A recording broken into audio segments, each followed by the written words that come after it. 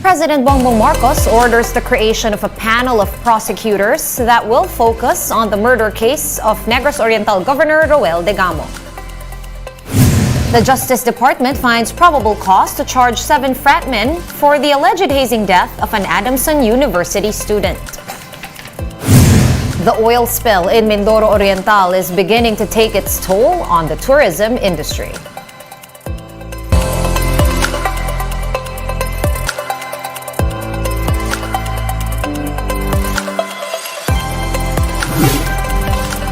Fast, focused, and fearless. Here's a roundup of stories we're watching now. I'm Sean Yao. President Bongbong Marcos has ordered the creation of a special panel of prosecutors for the slay case of Negros Oriental Governor Roel DEGAMO. The order was given during a meeting with Justice Secretary Boying Remulla in Malacanang.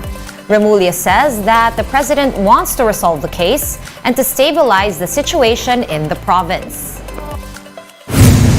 We are now we are constituting a panel of prosecutors to handle the Negros Oriental cases, and that's an instruction of the president to make sure that a panel that's skilled at this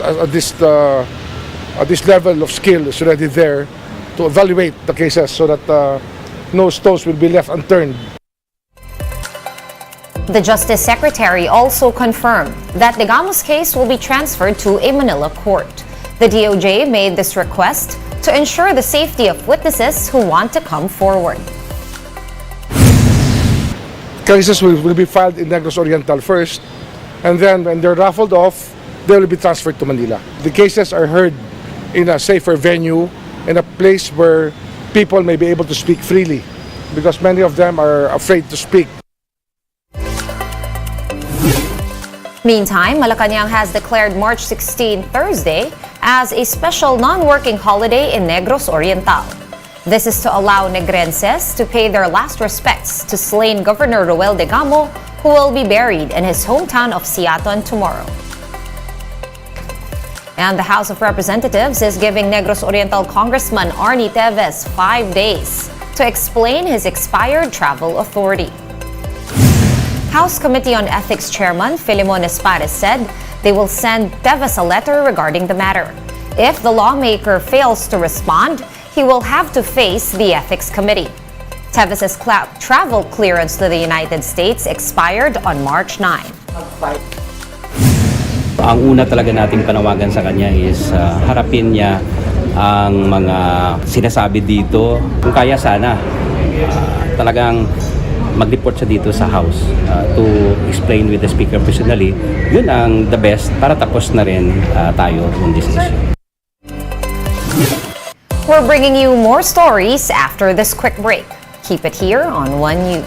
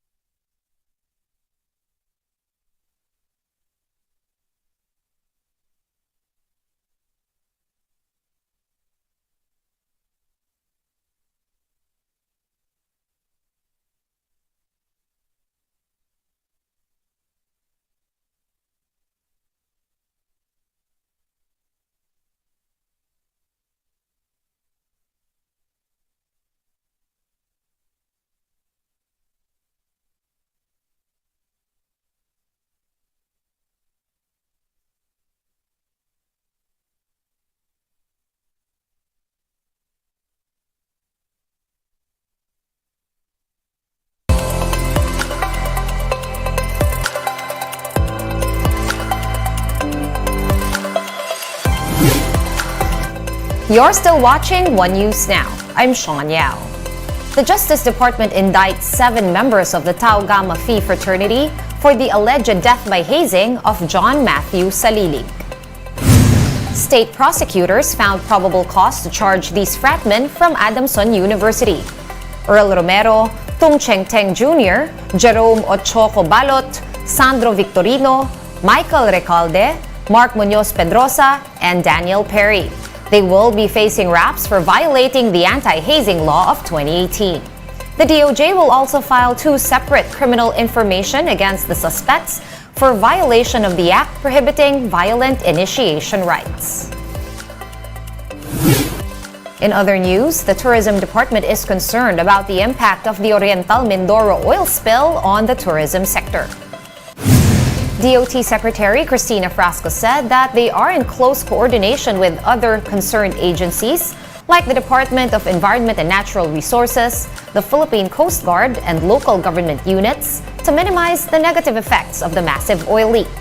Frasco added that they are also exploring ways to protect tourism workers whose livelihoods may be affected if the slick from the sunken MT Princess Empress is not contained. At this point, as I am aware, there are 61 sites that are affected in Oriental Mindoro and several beach resorts that have also been negatively impacted. So it's an ongoing collaborative effort to manage the situation. We're here to assist our tourism workers and our stakeholders in any way. And the Philippine Coast Guard is looking into the alleged lapses with the inspection of the sunken oil tanker off of Oriental Mindoro. The Maritime Industry Authority, or Marina, revealed that MT Princess Empress had no authority to operate, as the owner's request to amend its CPC, or Certificate of Public Convenience, to include the newly acquired tanker is still pending approval. In its defense, the Coast Guard said that it relied on a document submitted by the owner when the vessel was first inspected. Let's now take a quick look at today's other top stories. Malacanang has announced April 6 and 7 as regular holidays in observance of the Holy Week. April 10 was also declared a regular holiday to commemorate the Day of Valor, or Araw ng Kagitingan. The usual April 9 celebration falls on Easter Sunday this year, prompting the palace to move it to the nearest weekday. And Presidential Communications Office Secretary Cheloy Garafil breezed through the Commission on Appointments. Prior to her confirmation, Garafil stressed on the importance of the PCO in communicating the administration's programs to the public. Garafil is a former journalist and public relations practitioner who was first appointed by President Bongbong Marcos as LTFRB chief. Boxing legend Manny Pacquiao is supposedly coming out of retirement to face welterweight fighter Conor Benn. According to ESPN, MP Promotions itself confirmed that a bout for the 44-year-old Pac-Man is being discussed. The match is reportedly happening on June 3 in Abu Dhabi, UAE. One News Now will be back tomorrow at 7 a.m. I'm Sean Yao. We are One News. All sides, all the time.